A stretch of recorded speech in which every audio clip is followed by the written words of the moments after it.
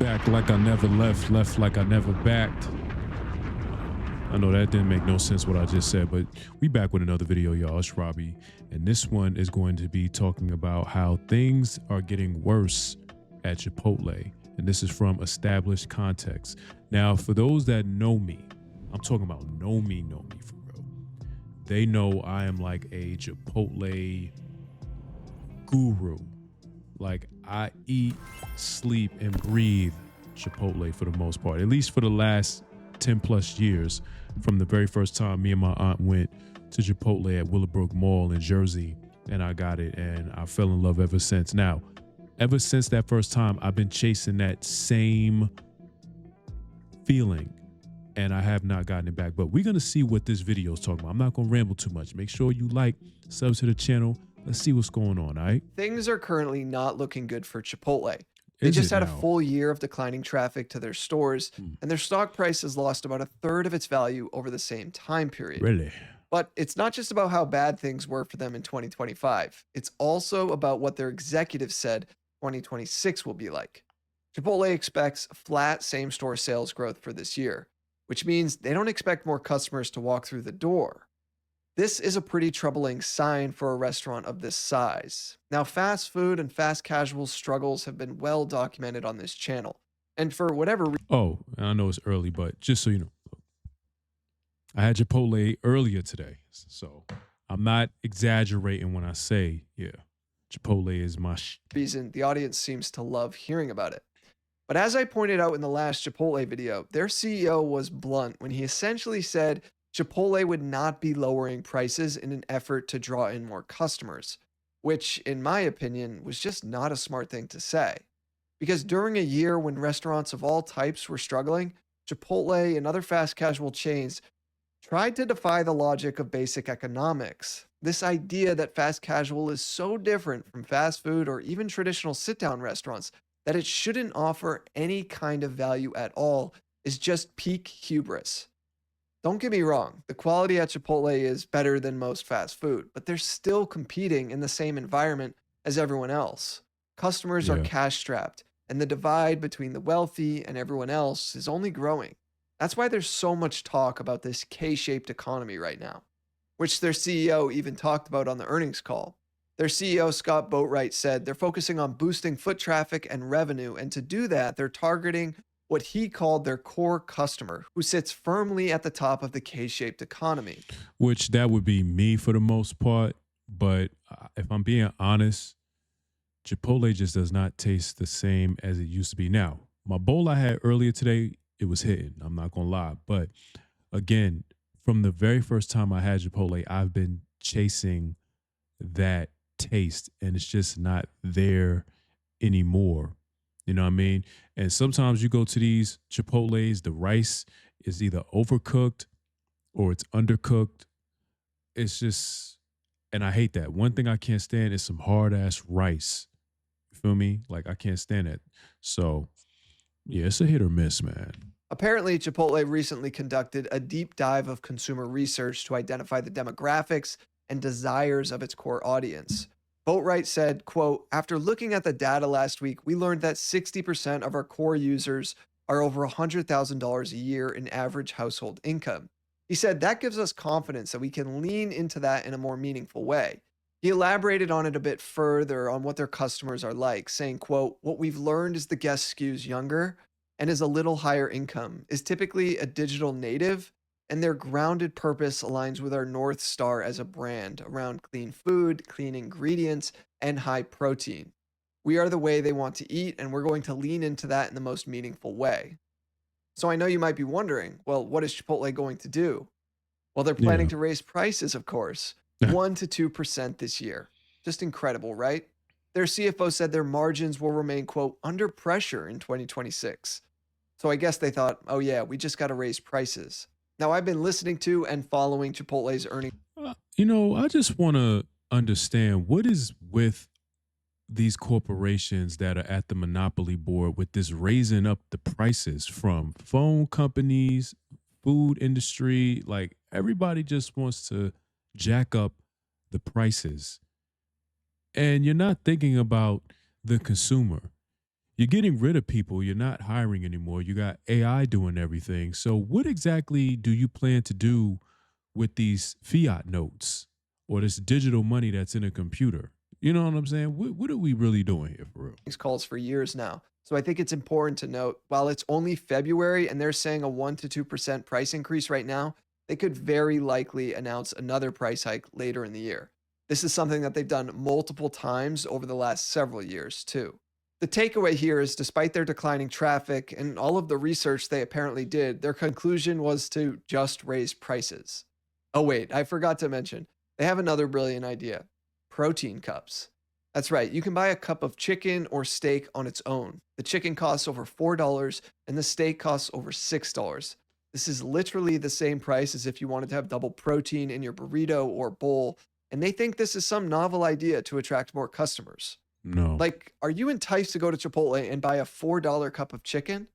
They seem to think this is like a snack offering, but it's literally just a repurposed offering that was already on their menu, except now you can just get it on its own? I really don't get it, and I have a really hard time believing this will be something that customers are going to flock to. Brooke, let's stay on the consumer because I went off the rails about 2 minutes after those Chipotle results hit. Put out a post on X, 3 reasons why it was just a terrible quarter. And I didn't leave that earnings call from Chipotle last night feeling too confident. I'm going to continue to beat this drum. They need a dollar menu. They can keep their menu super expensive. No, they don't.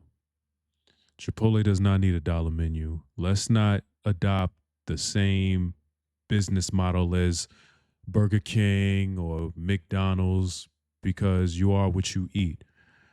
You know what I'm saying? If the price increase is going to come with fresh produce and everything like that, you know, just good all around ingredients, okay, fine. If raising the price is going to make, but if it's not going to make anything better, then don't even bother. You know what I'm saying? Don't even raise the price if the food quality is not going to get better, which it shouldn't have to require the price to go up for that anyway. You should want to just have good food. You know what I mean? But no, we don't need no damn dollar menu. This isn't McDonald's. Take that somewhere else. As it is now, just carve me out a portion where I can get a taco for $1. And that's all I need, and I think that'd be a stock catalyst.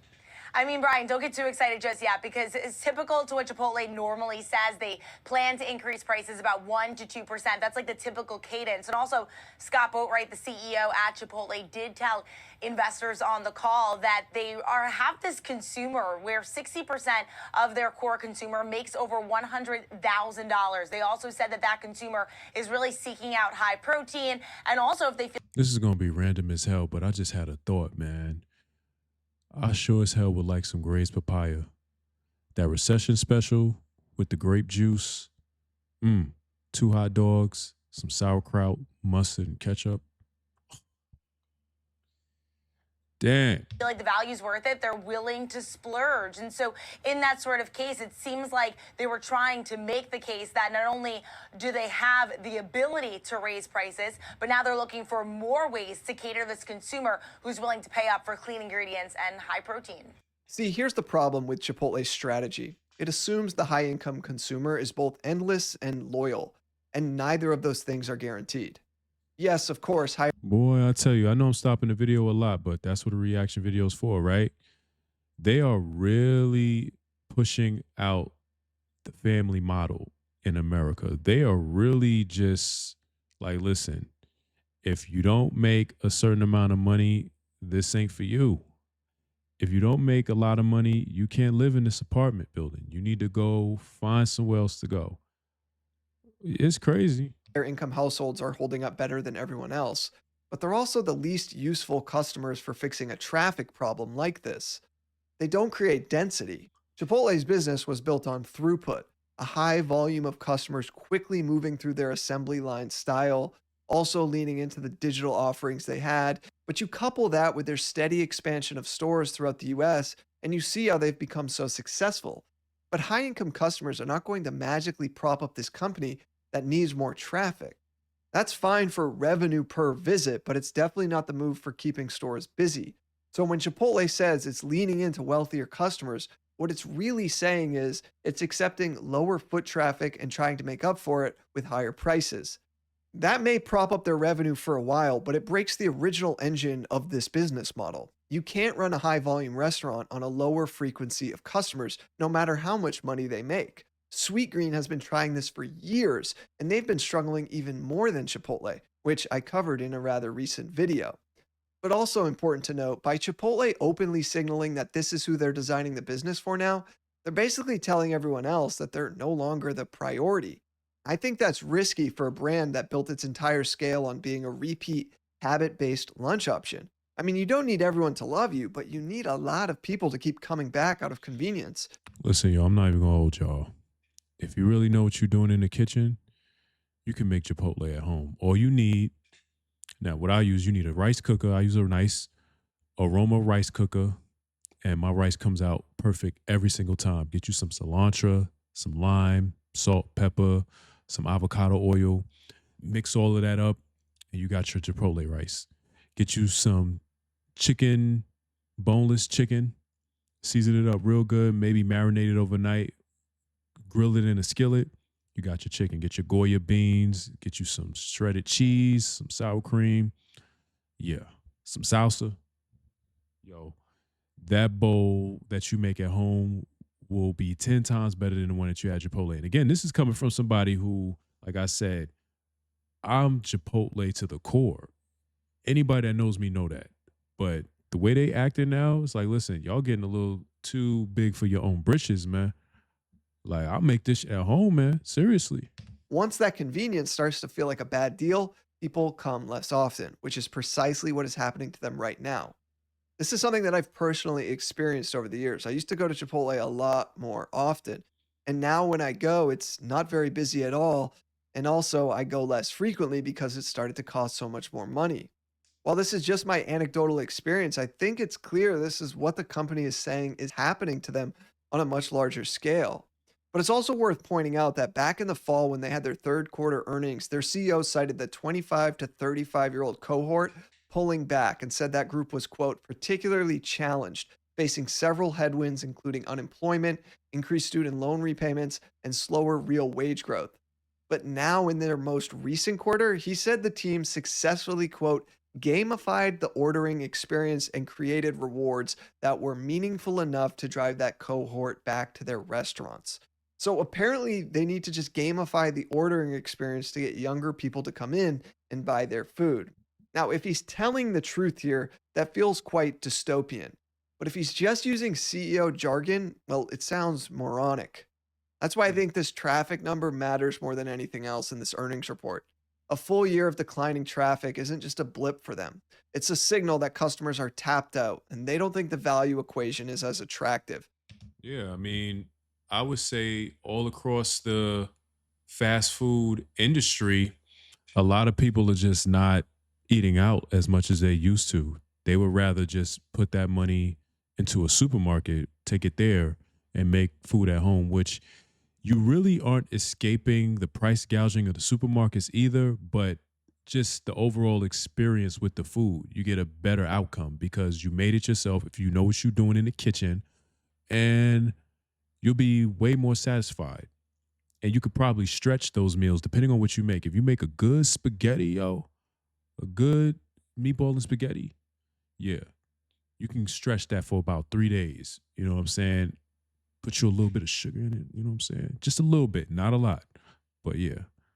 At least not in the way it used to be. And flat same store sales guidance for 2026 is basically an admission that Chipotle doesn't expect that problem to improve anytime soon.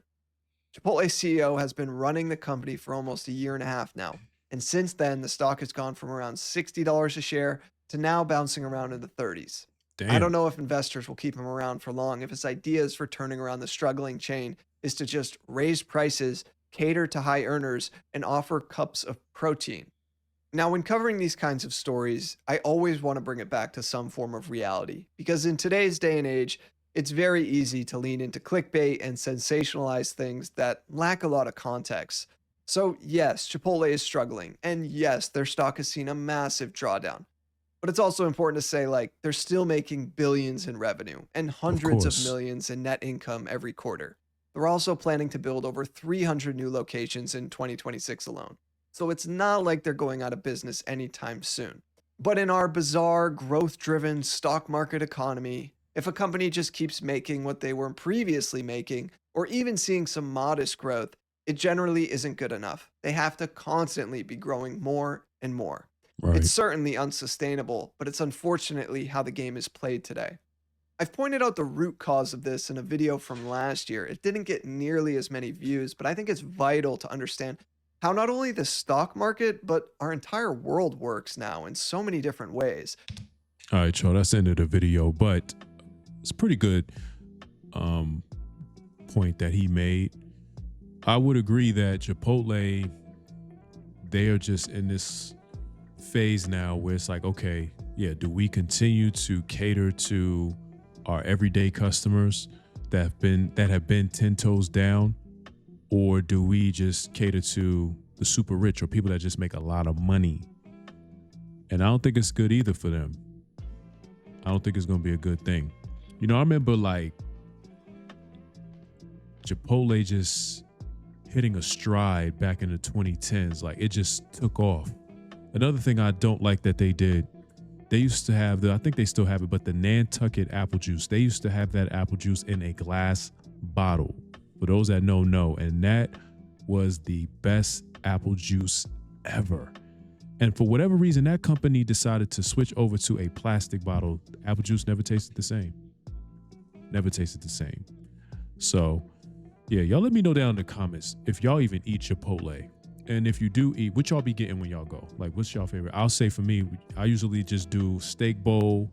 I do the rice, white rice, extra white rice.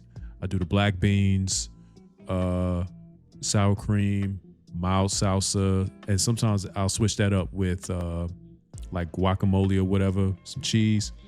Yeah. And you get you the fresh berry aqua, whatever it's called. You got you a meal, goddammit. But yeah, y'all let me know. If you made it this far into the video, like I always say, I appreciate y'all. You know, it means a lot to me when y'all watch it. I put a lot into these videos. Make sure you like, sub to the channel. And until the next video, y'all be easy.